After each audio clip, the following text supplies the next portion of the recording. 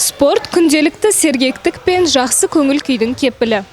Спорттың өмірімізде тұрақты түрде орын алуы, Алла тағала аманат еткен жан мен тән саулығын сақтаудың ең тиімді жолы. Спортты әдетке айналдырудың 3 қадаммен бөлісейін. Біріншісі, күніне кемінде 15 минут қозғалыс. Таңертең оянғаннан кейін жеңіл қозғалыс жасау, денені сергітіп, 8-9 сағаттық тынығудан кейінгі қан айналымын жақсартады. Бұл мидың да белсенді жұмыс істеуіне оң әсер етеді. Екіншісі, өзіңізге ұнайтын спортты таңдау.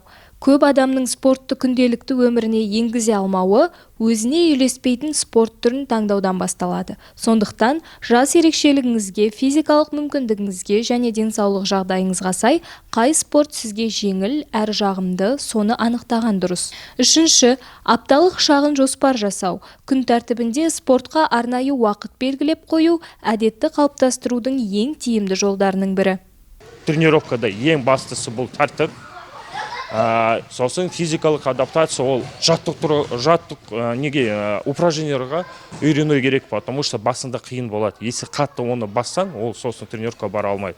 Сонда бір ай орташамен сондай адаптация берем, үйренеді, сосын қарайым, қалай ол дайын ба, дайын емес. Өйткені қазіргі жағдайда жарыстар өте көп болады.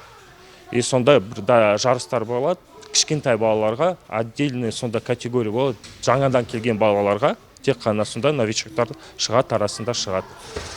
Сосын қызық болу үшін мына жерде сондай атмосфера жасау керек. Дружеский, бір-біріне дос болу үшін. Типбилдингке шығамыз, сатқа шығамыз, сондай паркқа шығамыз, сборға шығамыз, сондай.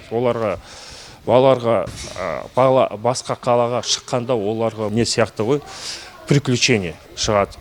Сондай мотивация оларға береміз. Салауатты өмір салтын берік қалыптастырудың ең оңай жолы оны бала кезден бастау. Меня записала мама, чтобы я в школе дрался, чтобы меня никто не тронул. В пятницу я поеду в Щучинскую ради чемпионата Азии. В 2019 году меня папа привел к спорту. 5 лет уже тренируюсь у Алмаз Агая. Очень нравится этот тренер. ЧРК взял 7 раз. Участвовал уже на чемпионате мира. Выезжал на выездные турниры.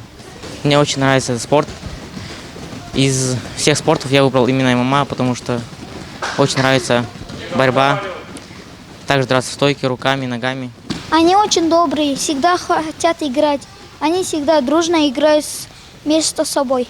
Көріп тұрғандарыңыздай, әр адам жас айырмашылығына қарамастан, өз денсаулығын күтіп, спортты өмірінің бір бөлігіне айналдыра алады. Салауатты өмір салты үлкен өзгеріс емес, күнделікті кішкентай қадамдардан басталады. Ең бастысы қозғалыс, өз-өзіңе деген қамқорлық және спортты күнделікті өміріңнің бір бөлшегіне айналдыру.